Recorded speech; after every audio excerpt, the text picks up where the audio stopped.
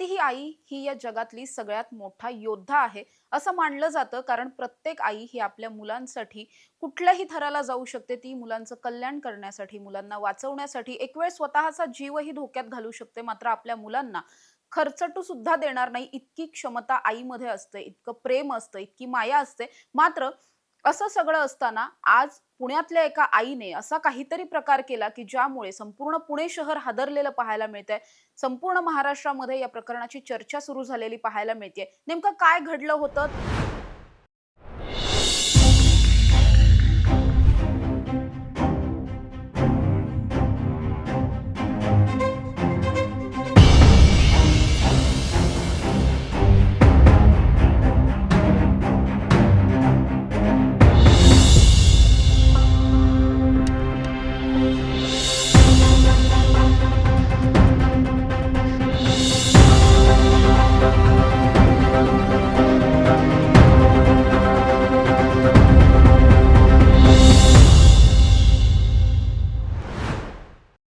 आज सकाळी 8:30च्या सुमारास एका आईनं आपल्याच दोन्ही मुलांना संपवण्याचा प्रयत्न केला.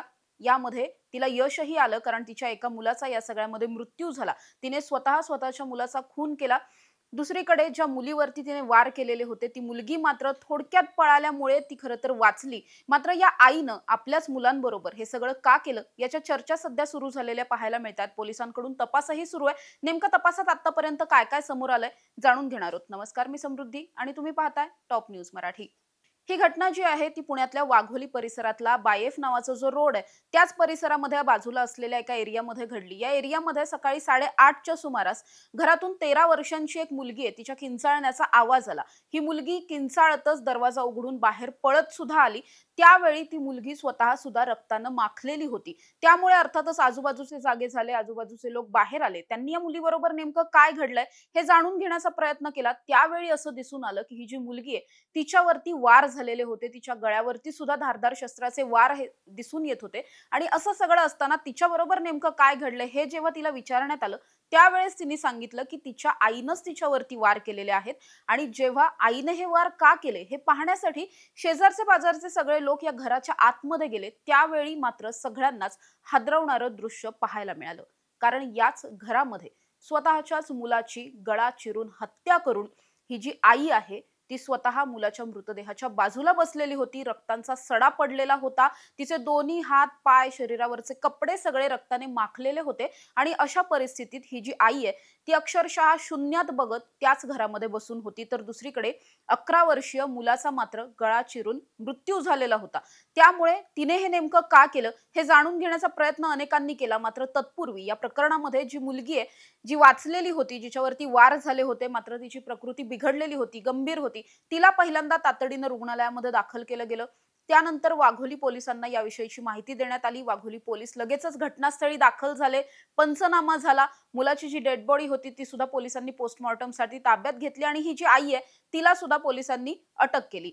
मात्र या प्रकरणामध्ये आता ही जी महिला आहे जिला अटक झाली तिचं नाव आहे सोनी जायभाय. ही मूळची कंधारची आहे, म्हणजे नांदेड मधली मूळची आहे. गेल्या काही वर्षांपासून ती या वाघोलीच्या परिसरात आपल्या या दोन्ही मुलांबरोबर राहायची. तिचा मुलगा आहे साईराज, ज्या साईराजची आज या सगळ्यामध्ये हत्या झाली. साईराज हा केवळ 11 वर्षांचा मुलगा होता. तर दुसरीकडे तिची जी मुलगी आहे धनश्री ती केवळ 13 वर्षांची आहे.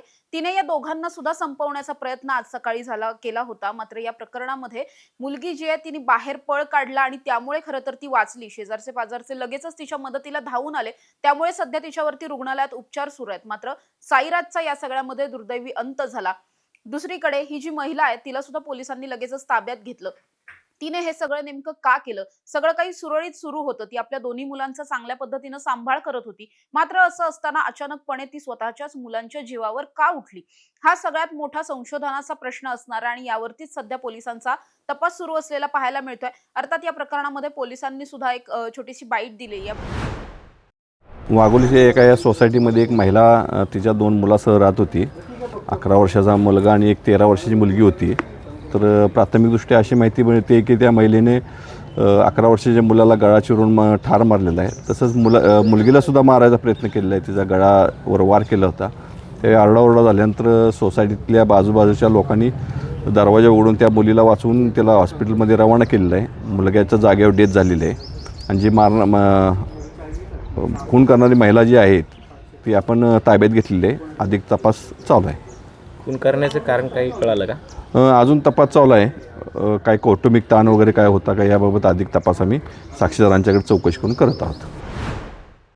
वाईटमध्ये पोलीस असं म्हणतात की आम्हाला जेव्हा या सगळ्या घटनेची माहिती मिळाली त्यानंतर आम्ही घटनास्थळी पोहोचलो, पंचनामा झालाय, डेड बॉडी ताब्यात घेतलेली आहे, आरोपीला सुद्धा अटक केलेली आहे.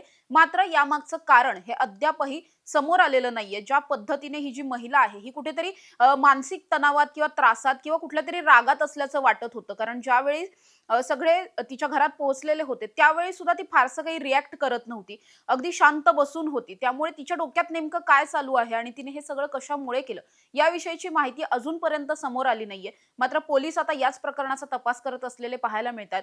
तिने हे जे काही केलं हे केवळ मानसिक ताणामधून केलं की काही कौटुंबिक वाद होते, तिचे पती नेमके कुठे असतात, काय असतात, तिची फॅमिली बॅकग्राऊंड काय, या सगळ्याचा पोलीस तपास करताना पाहायला मिळतात. आणि याच तपासातून नेमकं काय समोर येतं हे पाहणं महत्त्वाचं असणार आहे. आणि त्यानंतरच या खुनाच्या मागचं कारण किंवा तिने आपल्याच मुलांवरती हल्ला करण्यामागचं जे काही कारण असेल ते कदाचित समोर येईल. मात्र या प्रकरणामुळे संपूर्ण महाराष्ट्र हळहळलेला पाहायला मिळतोय.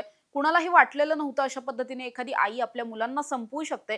मात्र या महिलेने इतकं टोकाचं पाऊल का उचललं हे जाणून घेणं सुद्धा महत्त्वाचं असणार आहे. आणि त्यावरती सध्या पुणे पोलिसांचा तपास सुरू असलेला पाहायला मिळतोय. अशाच ताज्या आणि महत्त्वाच्या बातम्यांसाठी तुम्ही पाहत राहा टॉप न्यूज मराठी. आपला महाराष्ट्र, आपली बातमी. तुमची car, electric panel, data server आगीपासून सुरक्षित आहे का? नाही? मग आजच बसवा F protect temperature activated fire suppression device. यामध्ये आहे eco friendly non toxic pressurised liquid जे आग लागल्यास क्षणार्धात ऍक्टिव्हेट होऊन आगीवरती मिळवते नियंत्रण. बसवण्यास अतिशय सोपे आणि सुटसुटीत टेकालिपचे एक दर्जेदार उत्पादन एफ प्रोटेक्ट.